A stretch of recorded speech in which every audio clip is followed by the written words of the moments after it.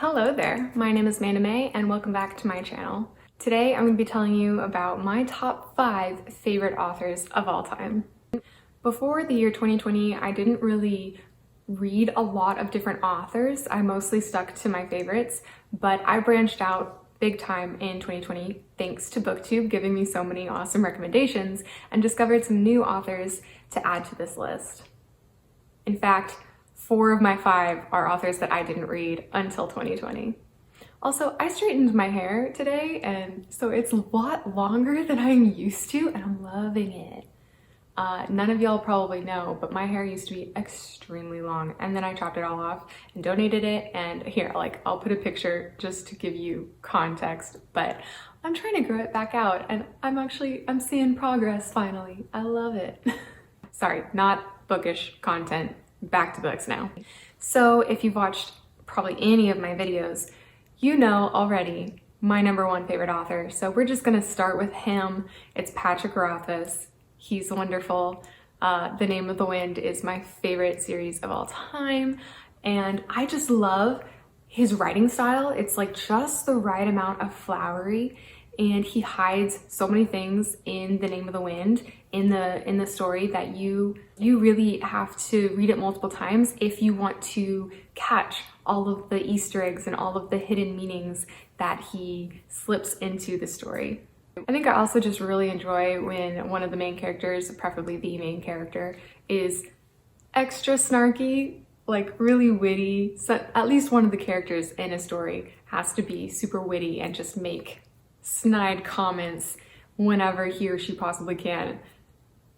That's my jam. That is what I like to read.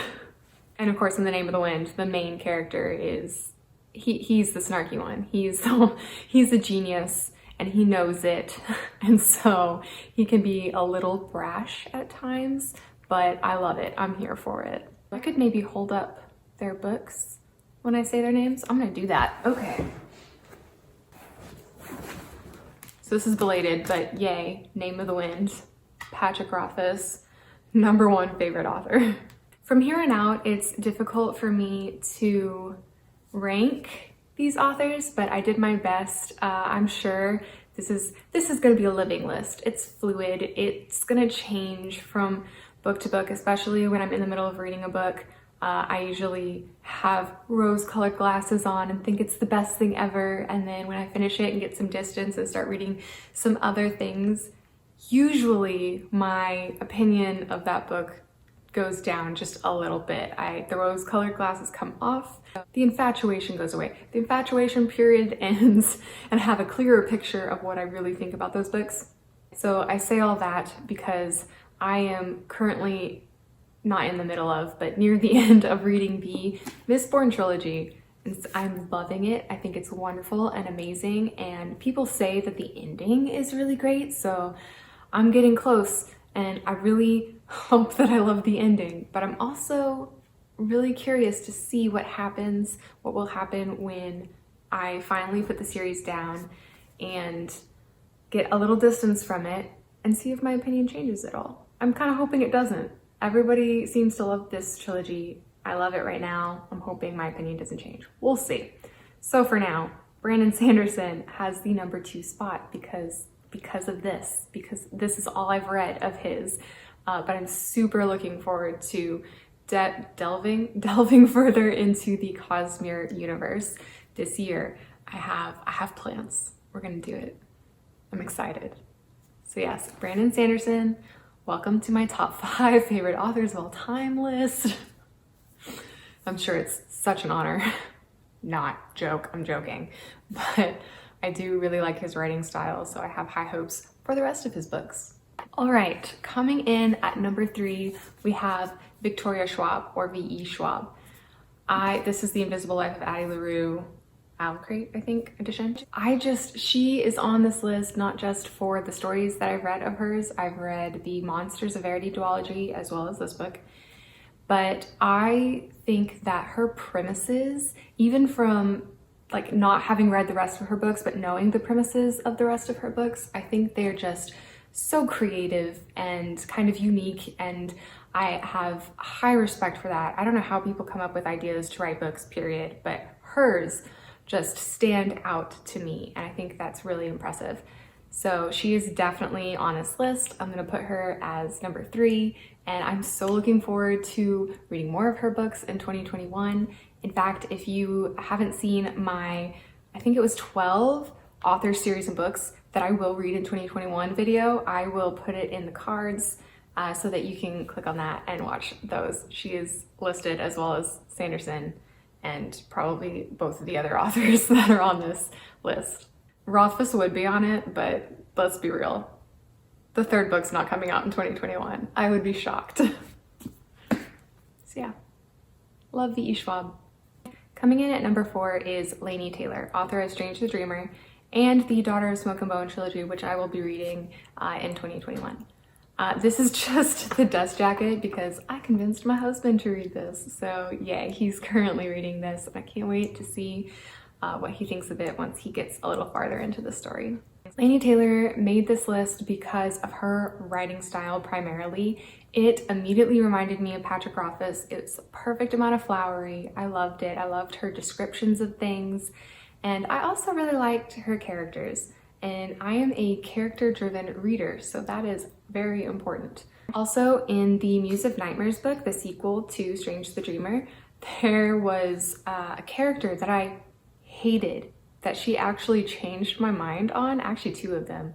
And anytime an author can completely change how I see a character, whether or not that character is redeemed or you just get more of their backstory so that their like horrible deeds seem more understandable, whatever the reason is for the flip in my perspective, I just really think that that shows good writing. The ability to get inside the reader's head and make them think one way and then make them think something completely different later on and it still be believable, that just really impresses me. So props, Laini Taylor.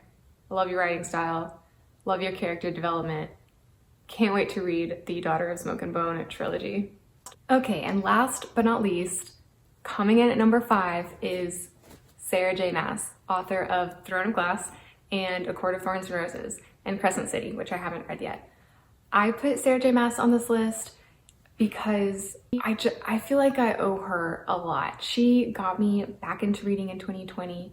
I flew through ACOTAR and immediately afterwards picked up Throne of Glass.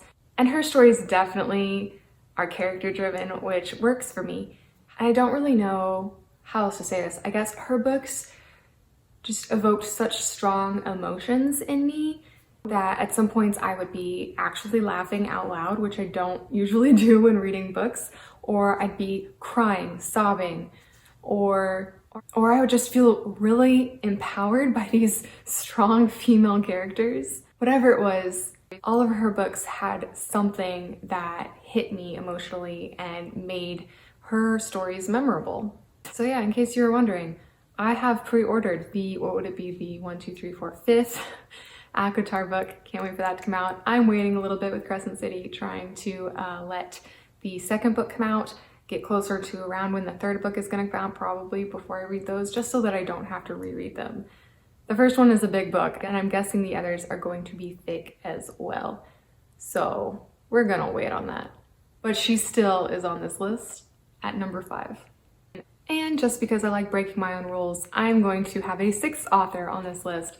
An honorable mention, if you will. I would like to mention Naomi Novik as well. The main reason that she didn't make the top 5 is because I've only read one of her books, and I feel like I need to read at least, 2 or 3 before I feel like I have enough of a feeling. I feel like I have to read at least 2 or 3 of her books before I feel like I have a solid enough grasp on her writing style and the types of stories she tells to see whether or not she's going to last as one of my favorite authors of all time. So maybe the next time I film a video like this, she'll be on the list. Who knows? And that's all of them. Those are my top 5 favorite authors of all time, at least as of the date of filming this video. I would really like to know what y'all's favorite authors are, so please leave a comment down below. letting me know who your favorite authors are, if you agree or disagree with any of my favorites, or maybe you think my ordering is off, whatever. Let's chat. I'd love to chat with you about it. If you like this video, please give it a thumbs up. Please hit subscribe. It would really help me. I'd really appreciate it. You can also hit that little bell icon to be alerted whenever I post new videos. But in any case, I'll see you next time. Bye.